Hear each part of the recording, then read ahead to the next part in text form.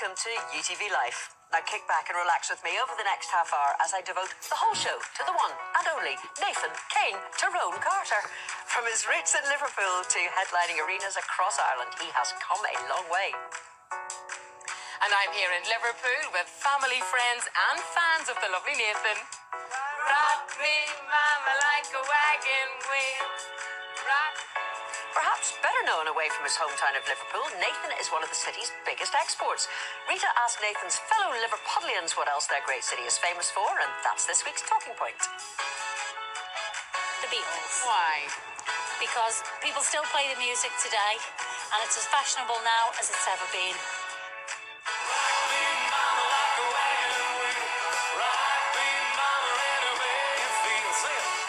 And of course, it's all about the music, and Nathan and his band will treat us to two of his fabulous songs, one brand new that's not even been released yet. Well, I am absolutely delighted, Nathan, to have you here on UTV Life. Can't believe it's a year since you've been here, but what a year it's been. It's flown by, and I'm delighted to be back. Thanks for having me on, Pamela. Yeah, it was a great year. I mean, between a lot of gigs, I went to America for the first time. The footage you've seen there was from the 3 Arena in Dublin. We did the SSE Arena in Belfast there, and the 3 Arena, which were two of the biggest gigs of my career. And you've got the SSE coming back up again. We're going back to do the two of them again in March. I think the SSE's on the 24th, which I can't wait. To be honest, last year that was probably my favourite gig of the year, the SSE. It's an incredible venue. I've seen so many huge acts there, from Lionel Richie to Elton John to so many, unbelievable entertainers. So for me to go and do my own show there was pretty big, And a new album out now, Living the Dream, which you really are. Yeah, I wrote the title track for it with a guy called Don Mescal, Living the Dream. So that's what we call the album. And delighted to say it went to #1 here in Ireland, which was incredible. And we've been taking singles over the last couple of months from it.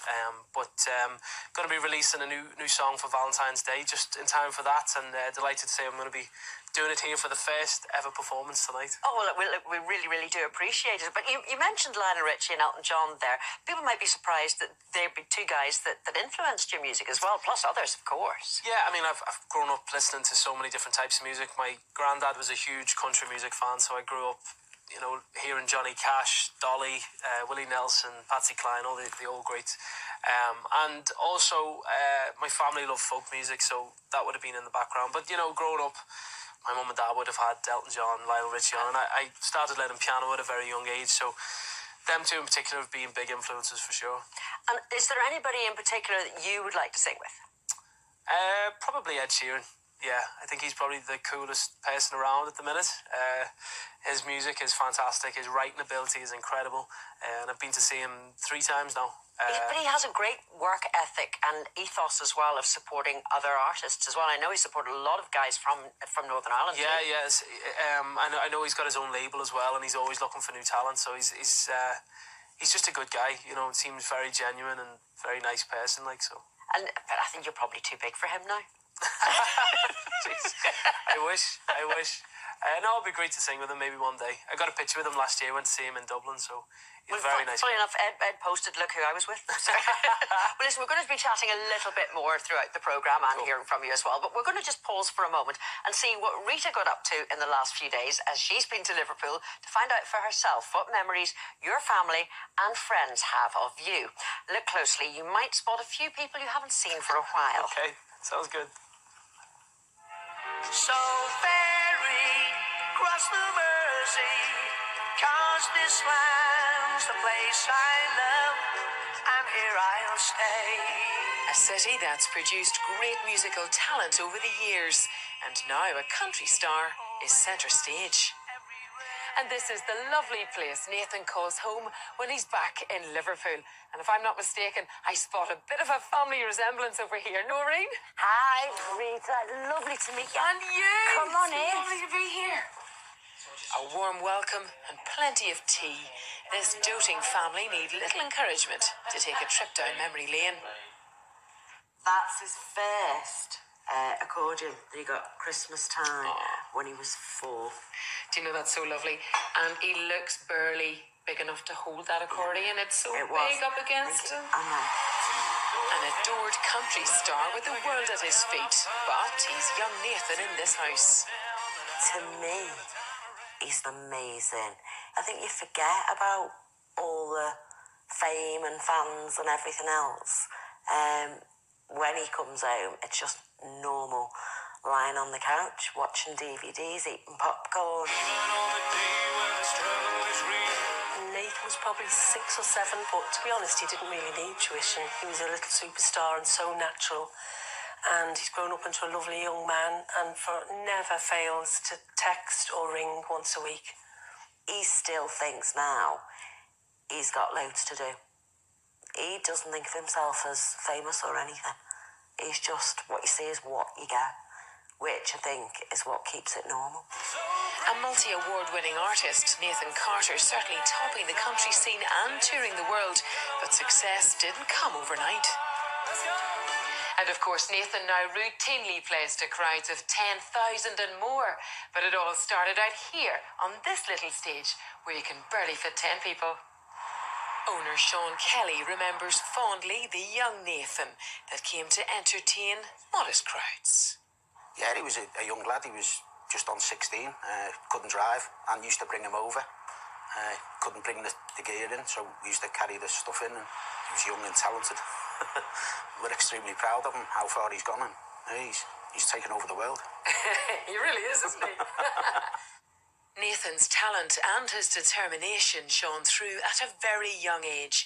He attended folk clubs and anywhere he could learn and perform with guidance from his biggest fan, his Granny Anne. This is Liverpool Irish Centre. Lovely. Where Nathan was about 9 when he came here to learn all his music. So he started coming here at 9? 9, you couldn't get him off the stage. Is that right? Loved it. So it sort of cemented his love of music at such an early stage? I would say so, definitely. Does he still come? Yes. Oh, that's lovely. A bustling hive of activity, Nathan entertained here and places like this from the moment he could hold up his accordion.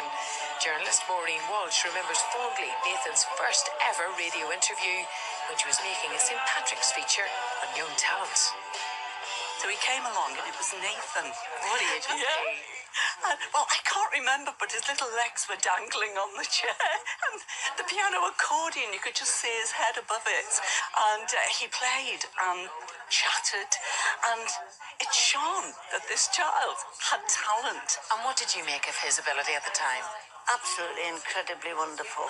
A disciplined lad. I mean, I think he did all the right things at the beginning to learn the rudiments of music and then went his own way. So very, very determined and wonderful. With plenty of musical pedigree on both sides of the family, it's plain to see where Nathan gets his talent. What did have a big influence on him was the discipline of the choir. He became the lead treble in the choir. And they had marvellous times, you know, they sang for the Pope, sang for Clinton. They used to come in our lounge and put chairs all across the lounge and make little tickets out and charge them to come into the concert. And he'd say, "Nan, was it good?" And I said, "No, it was rubbish." You better give them the money back. You've got to let them go, even though you don't want to. Yeah. But a hard kind of love, really, to say, yeah, go do it. Live your dream, go do it. A pretty impressive career, your grandson to date. If it all finished tomorrow, I'd be very, very pleased with what he's achieved in life. And the pleasure he's given people, basically, you know. Oh, what was that like? It was a bit like, this is your life. If I wasn't embarrassed before, I am now. What a great family, though, and great support. They've been great, you know, over the years. My nan must have got the hair done especially for that VT there. And the teapot was out.